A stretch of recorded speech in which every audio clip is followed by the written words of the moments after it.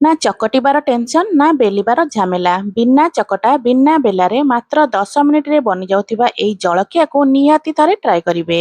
सखाळर व्यस्तता भितरे सखाळर जलखियाटा जदि कम समय रे बनिगला ताहाले बा आउ कोन दरकार। एई जलखिया को आपण माने थरे खाइबे ना बार बार बनेबा पई इच्छा करिवे। आउ एई जलखिया पई आपण मानकु साइड रे तरकारी पत्र बनेबाक भी पड़िबनी। नमस्कार मु रश्मि रश्मि यूट्यूब रे आपण समस्तंकु स्वागत। आशा करुच्ची आपण मानकु आज रेसिपी निश्चय पसंद आसीबो। वीडियो को संपूर्ण देखिबा पई अनुरोध। एबे चलंतु स्टार्ट करिबा आजिर रेसिपी। आजिर एई फटाफट बनि जाउथिबा जलखियार रेसिपी पई प्रथमे आमे कोन करबा ना गैस ऑन करनबा।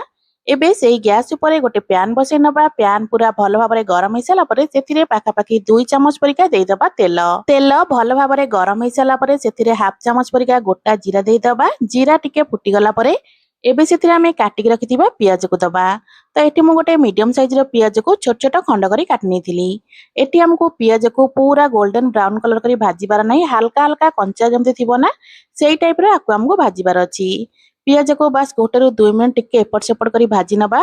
तापरे एठी आमे ऐड करबा अल्प बादाम मंजी, ता सहित एठी मु अल्प भृसंग पत्र देथिली। बादाम एठी पूरा ऑप्शनल अछि, आपण माने चाहिले स्किप करि परिबे। बादाम मंजी भृसंग पत्र देई आकु किछि समय आमे भलसे भाजीबा। गैस रो फ्लेम एठी हमर पूरा मीडियम रे अछि। सांग माने आज रे रेसिपी वीडियो को आपण माने को जगह देखुचंती कमेंट करी निश्चय जणेबे, जा फଳରେ कि मु मध्य आपण मानकु धन्यवाद देई परिबी। 1 ରୁ 2 मिनिट को भाजी सारला परे एबे सेतिरे अल्प आलू आ अल्प गाजर देथिली। तो एठी आपण माने देखि परथिबे आलू आ गाजर को मु पूरा छोट छोट खंड रे काटि नेथिली। तो एठी मु आलू रो चोपा छडे नथिली, आपण माने चाहिले आलू रो चोपा को छडे कि नै परिबे। तो आलू गाजर को देई सारला परे सब जिंस को मिसेगी किछि समय हमें भाजीबा। गैस रो फ्लेम सेमिति मीडियम रे ही थिबो। किछि समय आकु एपट सेपट करी भाजी सारला परे एबे आकु हमें कवर कर दबा। कवर करी 3 ରୁ 4 मिनिट पई छाड़ दबा। एठी मु कहि रखुची जदि आपण मानकु आज रही रेसिपी वीडियो भल लागे वीडियो को लाइक करिवे, शेयर करिवे। जदि आपण माने मो चैनल रे नुआ अछंती ताले प्लीज चैनल को सब्सक्राइब निश्चय करनेबे। तो 3-4 मिनिट परे एठी मु कवर काढी नैथिली। कवर काढी सारला परे सब जिंस को आउ थरे हमें एम्ति गोळै नबा। सब जिंस को एमिति भलो से टिके गोळै सारला परे एठी हमें अल्प किछि गुंडा मसला यूज करिबा। तो गुंडा मसला रे एठी मु नैथिली लंका गुंड, हळदी गुंड, जीरा गुंड, ता सहित सब्जी मसला अल्प नैथिली। ता सहित स्वाद मुताबिक लूण, अल्प कंचा लंका को छोट छोट खंड करी काटिकी नैथिली। एबे ए गुंड मसला को देई सारला परे सब जिंस को आउ थरे हमें भलो भाबरे मिसेइबा। गैस रो फ्लेम को सेमिति ही लो रखिथिबे, बिल्कुल भी हाई करिवेनी, कारण ए जो मसलाटा में बनौचे ना एथिरे बिल्कुल भी पानी हमें व्यवहार करने। तो जदि आपण माने गैस रो फ्लेम को हाई करनेबे ताले गुंड मसला कोन होबो ना पोड़ी जिवो। तो ए देख परथिबे सब जिंस को भलो भाबरे मिसेइ नेथिली। एबे आकु कवर करके आउ 2 ରୁ 3 मिनिट पई छाडी दोउची। 2-3 मिनिट परे एठी मु कवर काढी नेथिली। कवर काढी कि सब जिंस को आमे भलो भाबरे मिसेइबा। सब जिंस को भलो भाबरे मिसेइ सारला परे प्रथमे कोन करबा ना आमे चेक करनबा आलूटा हमर भलो से सिझी कि नै। जदि हमर आलू भलो भाबरे सिझी जाइथिबो ताले हमर मसला एठी पूरा रेडी। तो एठी देखि परथिबे आलू पूरा बढ़िया से सिझी जाइची। ता सहित गाजर भी भलो भाबरे एठी सिझी जाइथिला। आलू गाजर सिझिबा सहित मसला रो गोटे बढ़िया बास्ना एठी आसुची। एबे आकु एम्ति एपट सेपट करी टिके भाजी नबा।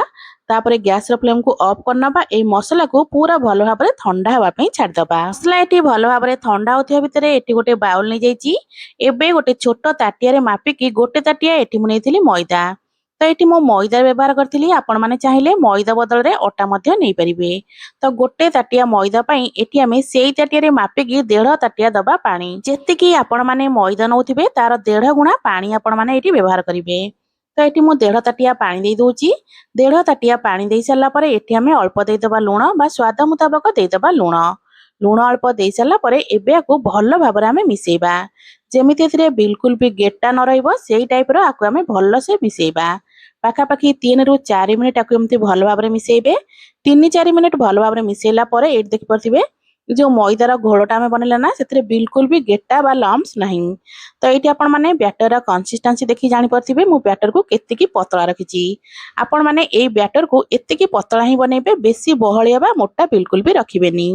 तो एठी हमर बैटर तो पूरा रेडी। एबे चलंतु गैस ऊपर गोटे पैन बसै नबा। पैन भलो भाबरे गरम हे सारला परे ब्रश साहाय्य रे एम्ति अल्प टिके तेल देई दबा। तो एठी देखि परथिबे पैन पूरा भलो भाबरे गरम हे जाइची। एबे हमें कोन करबा ना डंकिए बैटर दबा। बेसी ब्याटर बिल्कुल भी देबेनी, गोटे डंकी ब्याटर देबे। आउ ब्याटर को पूरा चारि पटकू एमती करनेबे, जहा फल कि जो आम बनइबा ना जलखियाटा सेटा पूरा पतला लेयर वाला बनिबो। तो ये देखिपे चारिपट को मुझे भलसे दे देइछि, पूरा गोटे पिठा टाइप एठी हमर एटा बनिगला। गोटे पट साइड पूरा हल्का आंचरे हवा पई आकु आमे छाड़ीदबा। पाखापाखि गोटे मिनिट आकु मुझे छाड़ी दउछि। गोटे मिनिट पर आर ऊपर भागटा ना पूरा सुखा सुखा हो। तापर आमे कौन करबा ना ब्रश साहाय्य ऊपर अल्प टिके तेल देदबा। ऊपर अल्प टिके तेल दे सारा पर आकु आमे आर पट को पलटई नबा।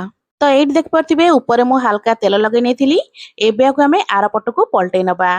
देखिपे हल्का हल्का कलर आसी जाइए। एबे आमे कौन करबा ना जो मसला बनै रखिथिले से मसलाटा बढ़िया से पूरा ठंडा हो जाइए। एबे आमे कौन करबा पूरा सेंटर रे आपण मानकु जेतिकी मसला दरकार से हिसाब रे देखिकिना अल्प मसला एठी दे देबे। देई सारा पर आमे जेमती छुंची पत्र पिठा बनाती ना ताकू जो टाइप रो फोल्ड करंती आकु आमे पूरा सेई टाइप रो ही फोल्ड कर नबा। सांग माने सकाळर जलखिया रुटी परोटा तो आपण माने सबु बेले बनै खाउथिबे। थरे आपण माने एई जलखिया को निहाती ट्राए करंतु। देखिबे घरे समस्त को पसंद आसवा सहित आपण माने को खूब कम समय रे मध्य बनै परिबे। तो एठी देखि पारथिबे छुंची पत्र पिठा परिका आको मु फोल्ड करनी थिली। फोल्ड करि सारला परे दुई पट साइड को एमती हल्का हल्का कलर आसिया पर्यंत हमकु सेकी नबा। तो एठी देखि पारथिबे हमर एई टेस्टी जलखिया एठी पूरा रेडी। सेम प्रोसेस रे मु सबु जाक जलखिया को एठी बनेगी रेडी करनेछि। देखिकी आपण माने जानि पारथिबे एई जलखियाटा केते टेस्टी बनिथिबो। देखिबा पई जेतिकी सुंदर लागुछि ना खाइबा पई भी सेतिकी ही स्वादिया लागिथाए। आशा करूछि आपण मानको आजिर एई जलखिया रेसिपी निश्चय पसंद आस्थिबो। पुणी आसिबे गोटे नुआ रेसिपी नै से पर्यंत रहउछि। नमस्कार, जय जगन्नाथ।